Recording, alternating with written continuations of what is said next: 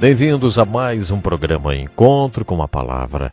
Você já sabe, mas é bom lembrar, esse estudo abrange a Bíblia toda, do Gênesis ao Apocalipse. Estamos estudando os livros históricos do Velho Testamento e chegamos ao livro de Esther. O livro de Esther nos conta a história de uma mulher hebreia que se casou com um homem gentil. Esther salvou o povo judeu de um genocídio.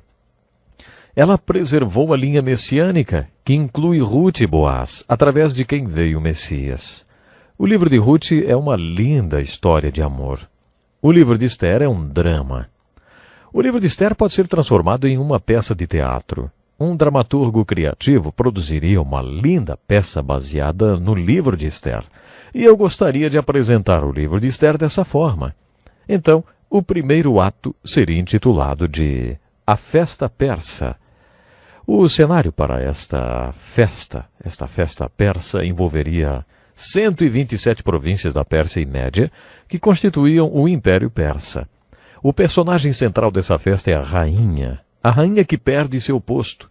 Seu nome é Vasti, seu marido é Xerxes. Tudo aconteceu por volta do ano 482 a.C. Na época da rainha Vasti, as festas duravam 6 meses. Você pode achar que já conhece tudo sobre festas, não é mesmo? Mas essa festa durava 6 meses e 1 semana. Havia apenas uma restrição nessa festa. Ninguém era obrigado a beber mais do que quisesse. A rainha ficava com as mulheres em um lugar separado. Vasti talvez achasse que já era hora do movimento de libertação feminina aparecer, mas esse movimento só foi acontecer 25 séculos depois.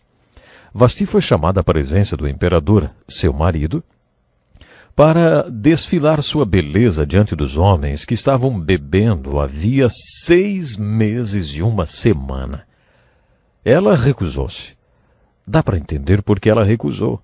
Portanto, a cena 1 do primeiro ato da peça poderia se chamar O Fim da Rainha Vasti. Um homem chamado Memucã, que representava o Conselho dos 7 que governava a Pérsia, escreveu em seu relatório assim: A rainha Vasti não ofendeu somente o rei, mas também todos os nobres e os povos de todas as províncias do rei Xerxes, pois a conduta da rainha se tornará conhecida por todas as mulheres, e assim também elas desprezarão seus maridos e dirão: O rei Xerxes ordenou que a rainha Vasti fosse à sua presença, mas ela não foi. Por isso, se for do agrado do rei, que ele emita um decreto real e que seja incluído na lei irrevogável da Pérsia e da Média, determinando que Vasti nunca mais compareça na presença do rei Xerxes. Também dê ao rei sua posição de rainha a outra que seja melhor do que ela. Assim, quando o decreto real for proclamado em todo o seu imenso domínio, todas as mulheres respeitarão seus maridos, do mais rico ao mais pobre. O rei e todos os seus assistentes acharam que aquilo fazia sentido.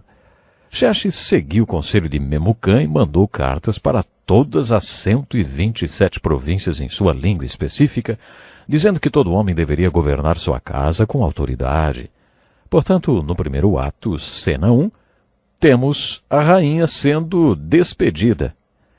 A cena 2 do primeiro ato dessa linda peça do livro de Esther chama-se O Desfile Persa. Havia um desfile de beleza que envolvia todas as 127 províncias da Pérsia e Média. Essa festa não era um simples concurso de beleza. Esse conselho dos 7 fez um plano que pensaram iria agradar o rei. Eles fizeram a seguinte proposta ao rei: Gostaríamos que fosse realizado um concurso de beleza em toda a Pérsia e Média. Serão selecionadas as mulheres mais bonitas de todas as províncias e trazidas para o seu harém.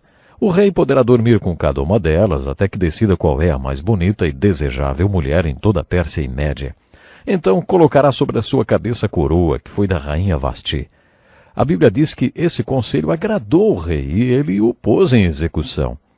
Então eles realizaram o concurso de beleza em todo o Império Persa, para o qual fizeram uma convocação muito cruel. Talvez você fique curioso para saber como esses reis da antiguidade conseguiam ter centenas de mulheres. Salomão teve 700 mulheres e 300 concubinas. Talvez algum marido pense, mal consigo me entender com uma. Como alguém podia ter 1000? O relacionamento que um antigo monarca tinha com suas mulheres não era igual ao relacionamento que um homem tem com sua mulher hoje. Um monarca da antiguidade tinha 2 haréns, que nós vamos chamar de harém A e harém B. Na maioria das vezes o rei estava tão bêbado que nem se lembrava com quem tinha estado. Do ponto de vista da monarquia, o propósito da vida daquela mulher era passar uma noite com o rei. Conforme conhecemos os outros personagens da nossa peça, encontraremos o personagem principal, chamado Mardoqueu. Mardoqueu era um judeu que tinha sido levado cativo quando os babilônicos destruíram Jerusalém. Ele estava exilado na Babilônia. Ele tinha uma linda prima chamada Ester, cujos pais foram mortos quando Jerusalém caiu. Mardoqueu criou essa moça como se fosse a sua filha, apesar de ser sua prima. A prima de Mardoqueu era muito bonita. De acordo com o costume judeu, o parente sobrevivente mais velho tornava-se o chefe da casa. Por isso a prima de Mardoqueu fazia tudo o que ele a mandava fazer. Mardoqueu ficou totalmente desconsolado quando Ester foi convocada para esse concurso de beleza e levada para o harém A. Lemos que Mardoqueu ia todos os dias ao harém para perguntar sobre Ester. Eu tenho certeza que ele ficou muito apreensivo. Mardoqueu tinha instruído Ester que não dissesse a ninguém que era judia. Ester obedeceu Mardoqueu. Veremos que esse silêncio foi uma manifestação do cuidado de Deus na vida de Ester. Há mais um silêncio providencial no desdobrar desse lindo drama. Um dia, quando Mardoqueu estava exercendo suas obrigações na chancelaria onde ele trabalhava, ouviu 2 homens tramando assassinar o imperador. Mardoqueu contou aos seus superiores o plano de assassinato. A vida do imperador foi salva, e 2 conspiradores foram enforcados. A boa ação de Mardoqueu foi escrita nos registros históricos na presença do rei. No entanto, esse acontecimento não foi mais mencionado ao rei, provavelmente porque tratava-se de um judeu que não recebeu nenhuma recompensa por isso. Veremos que esse silêncio também foi muito importante para a vida de Ester. Chegou o dia em que Ester foi chamada para passar a noite com Xerxes. O homem mais poderoso do mundo gostou de Ester mais do que de todas as outras concorrentes daquele concurso de beleza. Xerxes colocou a coroa da Pérsia e Média sobre a cabeça de Ester, a judia. Deus tinha colocado uma jovem judia no trono do império da Pérsia e Média. Primeiro ato, cena 3. A limpeza persa. Agora conheceremos o vilão da nossa peça. O primeiro-ministro da Pérsia e Média era um homem muito mau, chamado Amã. Conforme Amã passava pelas ruas da cidade, exigia que todos se reverenciassem diante dele. Todo mundo fazia isso. Todo mundo menos o primeiro-ministro de Deus. O nosso amigo Mardoqueu. Mardoqueu era um judeu muito religioso e as escrituras dos judeus ordenavam: não te prostrarás diante deles, nem lhes prestarás culto, porque eu, Senhor teu Deus, sou Deus zeloso. Por isso Mardoqueu não se prostrava diante de Amã. Mardoqueu estava disposto a pagar pelas consequências de sua obediência às escrituras com a própria vida. Mas tenho certeza que quando Mardoqueu recusou-se a reverenciar Amã, não imaginava o que estava por vir.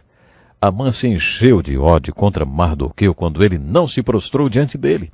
Amã ficou com muita raiva e enviou soldados a Mardoqueu exigindo uma explicação.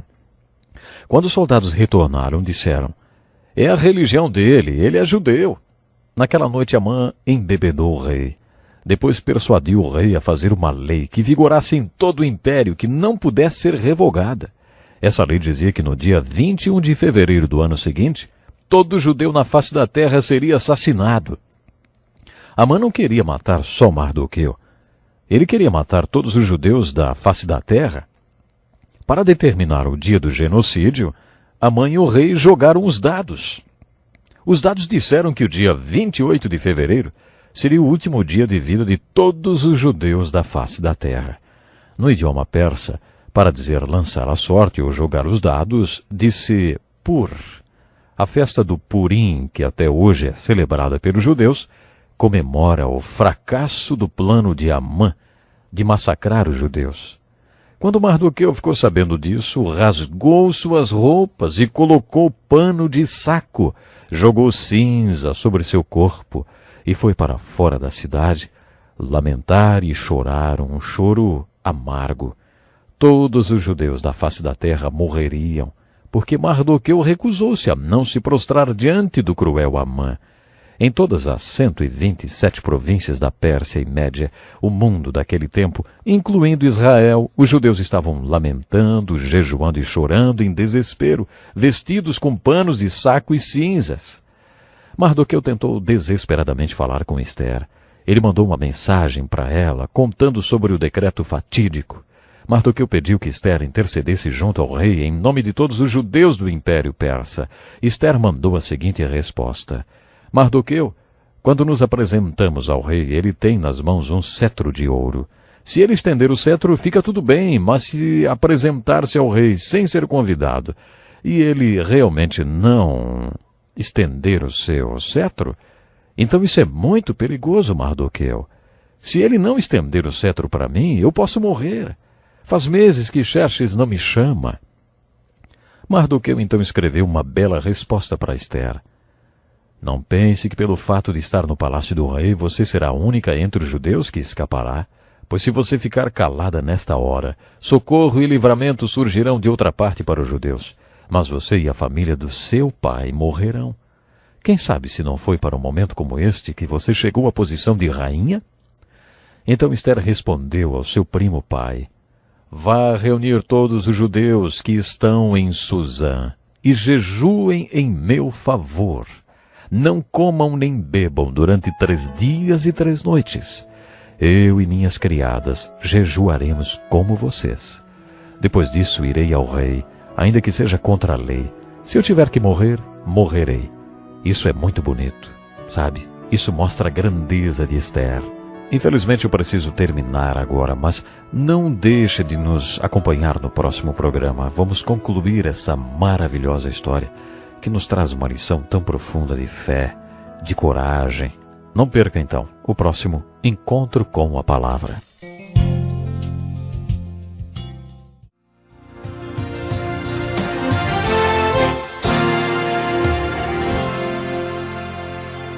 Muito bem-vindo para mais um estudo do livro de Ester. Este é o programa Encontro com a Palavra. Abra sua Bíblia no livro de Ester para continuarmos a leitura de uma empolgante história. Em nosso último estudo, o primo de Ester, que era como se fosse seu pai adotivo, tinha pedido para ela apresentar-se diante de Xerxes, o rei da Pérsia, para pedir pela vida do povo judeu, porque havia sido decretado o genocídio dos judeus em todo o mundo. Ester mostrou ter muita coragem quando respondeu a esse desafio, dizendo: Se eu tiver que morrer, morrerei. Quando Ester entrou na presença do rei Xerxes, ele não só estendeu-lhe o cetro, como também o deu para ela. Ele prometeu a Ester que concederia qualquer pedido que ela fizesse, mesmo que fosse metade do reino. Há alguns anos, depois de dar um estudo sobre o livro de Ester, um homem me perguntou se alguém já tinha pintado um quadro dela. Para ter mexido tanto com o monarca mais poderoso do mundo, ela devia ser uma mulher muito bonita mesmo. Quando o imperador estendeu o cetro e perguntou: Que há, rainha Ester? Qual é o seu pedido? Ela disse: Se for do agrado do rei, venha com Amã a um banquete que lhe preparei. Então responderei à pergunta do rei. Ester era muito sábia. Sabia a hora certa e o lugar certo para fazer as coisas. Xerxes certamente amava muito Ester. Ele logo disse: Tragam Amã imediatamente para que ele atenda o pedido de Ester. Amã ficou encantado com o convite. Ele foi para casa e se exibiu para os seus amigos. Sou o único que a rainha Ester convidou para acompanhar o rei ao banquete que ela lhe ofereceu. Ester preparou tudo para o banquete e foi um sucesso. Então ela preparou outro banquete. Quando estava indo para o banquete, Amã passou por Mardoqueu e esse não se prostrou diante dele. Amã ficou furioso e disse aos seus amigos e família: Tudo isso não me dará satisfação enquanto eu vir aquele judeu Mardoqueu sentado junto à porta do palácio real. Para fazer passar a raiva de Amã, Sua mulher sugeriu: mande fazer uma forca de mais de 20 metros de altura e, logo pela manhã, peça ao rei que Mardoqueu seja enforcado nela. Assim você poderá acompanhar o rei ao jantar e alegrar-se. Então Amã aliviou sua raiva durante a noite, ocupando-se com a forca. Nesse ponto da história, a providência de Deus torna-se o tema do livro de Ester. Naquela noite o rei não conseguia dormir, então pediu que alguém lesse as crônicas do reino para ele, para ver se pegava no sono. Enquanto liam as crônicas, chegaram ao relato de como Mardoqueu impediu o assassinato do rei. O rei interrompeu a leitura e perguntou: que honra e reconhecimento Mardoqueu recebeu por isso, hein? A resposta foi: nada lhe foi concedido. O rei pensou em fazer alguma coisa por Mardoqueu. Já tinha amanhecido. Xerxes perguntou: quem está no pátio? Amã tinha ido cedo ao palácio porque queria ter permissão para enforcar Mardoqueu. Responderam ao rei: é Amã que está no pátio. O rei disse: façam-no entrar. Amã entrou e o rei perguntou: o que se deve fazer ao homem que o rei tem o prazer de honrar, hein? Pensando que o rei estava se referindo a ele, Amã respondeu: ao homem que o rei tem o prazer de honrar, ordena que tragam um manto próprio do rei, um cavalo que o rei montou, e que ele leve o brasão do rei na cabeça. Em seguida sejam o manto e o cavalo confiados a alguns dos seus príncipes mais nobres do rei, e ponham eles o manto sobre o homem que o rei deseja honrar, e o conduzam sobre o cavalo pelas ruas da cidade, proclamando diante dele: isto é o que se faz ao homem que o rei tem o prazer de honrar. O rei achou a ideia ótima e disse: vá depressa apanhar o manto e o cavalo, e faça ao judeu Mardoqueu o que você sugeriu. Ele está sentado junto à porta do palácio real. Não omita nada do que você recomendou. Então Amã colocou Mardoqueu sobre o cavalo do rei, colocou sobre sua cabeça a coroa do rei, e levou o cavalo pelas ruas gritando: isto é o que se faz ao homem que o rei tem o prazer de honrar. O perverso Amã aprendeu a lei de ouro muitos anos antes de Jesus ensinar. Assim em tudo façam aos outros os que vocês querem que eles lhes façam. Amã teve que aprender essa lei. Ele obedeceu à ordem do rei. Imaginem a humilhação quando Amã voltou para casa para se trocar e ir ao jantar que Ester estava oferecendo. Não estava apenas humilhado, mas também assustado, porque tinha feito o rei decretar a morte de todo o povo de Mardoqueu, de todos os judeus. A essa altura, ele ainda não sabia que a rainha era judia e parente de Mardoqueu. Um bom título para a peça do livro de Ester seria: adivinha quem vem para o jantar? Dá para imaginar que Amã já não estivesse tão feliz no segundo banquete que Ester ofereceu. Enquanto bebiam vinho, o rei perguntou: rainha Ester, qual é o seu pedido? Você será atendida. Qual é o seu desejo? Mesmo que seja metade do reino, isso lhe será concedido. Ester respondeu: poupe a minha vida e a vida do meu povo. Este é o meu pedido e desejo, pois eu e meu povo fomos vendidos para destruição, morte e aniquilação. Se apenas tivéssemos sido vendidos como escravos e escravas, eu teria ficado em silêncio. Eu imagino que ela estivesse chorando naquela hora. O rei rugiu. Quem se atreveu a uma coisa dessas? Ester disse: o adversário e inimigo é Amã, esse perverso. Amã tinha enganado o rei para decretar que Ester e todo o seu povo fossem exterminados no dia 28 de fevereiro. A essa altura, Amã já sabia qual seria a sua sina. Naquele tempo as pessoas faziam as refeições reclinadas em poltronas. Xerxes ficou com tanta raiva que deixou o jantar e foi tomar um pouco de ar lá fora. Amã então cai no sofá de Ester, clamando por sua vida. Quando o rei voltou, viu Amã na poltrona de Ester e disse: chegaria ele ao cúmulo de violentar a rainha? A fúria do rei perdeu o controle e ele só pensava em como puniria aquele homem. Um de seus soldados diz: há uma forca de mais de 20 metros de altura junto à casa de Amã, que ele fez para Mardoqueu, aquele que intercedeu pela vida do rei. O rei ordena: enforquem-no nela. Com seu enforcamento, Amã teve que aprender a versão negativa da lei de ouro. Nunca faça aos outros o que você não quer que eles façam a você. Os judeus que viviam na Pérsia ainda tinham um problema. Uma lei da Pérsia e da Média dizia que no dia 28 de fevereiro todos os judeus do Império morreriam. E uma lei da Pérsia e da Média não podia ser revogada. O que os judeus podiam fazer? O rei nomeou Mardoqueu para o cargo de primeiro-ministro, que tinha sido de Amã, e passou para ele todas as propriedades e bens de Amã. Mas para resolver o problema do genocídio, Mardoqueu, como primeiro-ministro, e a rainha Ester procuraram o rei. Uniram suas sabedorias e decidiram fazer um segundo decreto para combater o primeiro.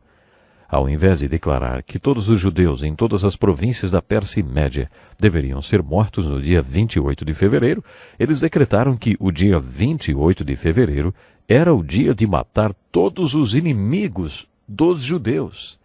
Agora eles tinham que comunicar o novo decreto para as 127 províncias da Pérsia e Média. Eles tinham 6 meses para fazer isso. Eles não podiam contar com aviões, televisão ou rádio para fazer isso. Eles só tinham cavalos e camelos. Sabe o que aconteceu? Eles conseguiram. Eles conseguiram anunciar o segundo decreto a tempo de salvar os judeus. Em 6 meses atingiram todo o mundo com as boas novas, o decreto de vida para todos os judeus que estavam sob um decreto de morte. Esse decreto de vida salvou todos os judeus do mundo. Qual é a aplicação devocional do lindo livro de Ester, hein? A primeira aplicação é: há 2000 anos, Jesus Cristo declarou mais ou menos assim: o mundo inteiro está sob um decreto de morte, mas através de vocês eu decreto vida.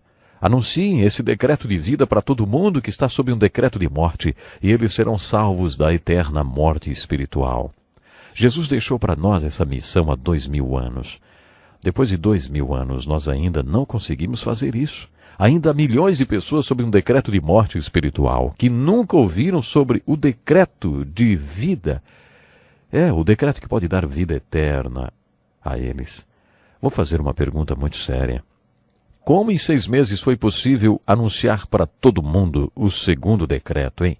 Será que era porque os mensageiros que levaram o segundo decreto acreditavam que os 2 decretos eram verdadeiros? Eles acreditavam que o primeiro decreto persa era um decreto de morte? Acreditavam que todos os judeus morreriam? Aqueles mensageiros acreditavam que tinham nas mãos um decreto de vida para todos os judeus condenados. Eles realmente acreditavam nisso. Por isso levaram o decreto de vida para todo mundo em 6 meses. Por que nós ainda não levamos o decreto de vida, o Evangelho de Jesus, para o mundo inteiro?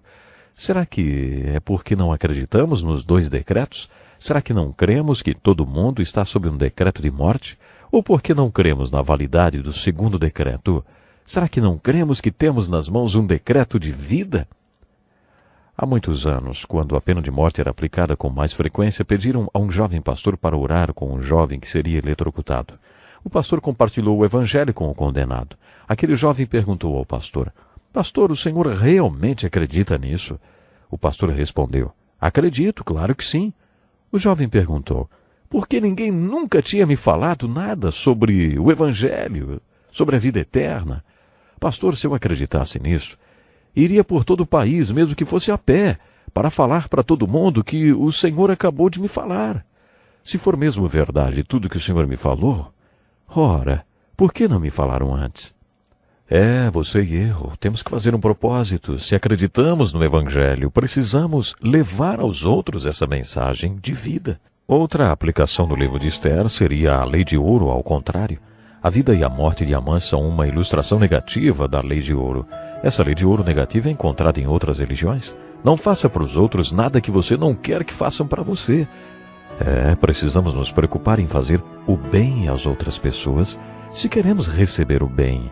Não esqueça de se colocar à disposição de Deus para fazer o bem e, principalmente, para contar a história de vida, a história de libertação que recebemos através de Jesus. Até o nosso próximo programa.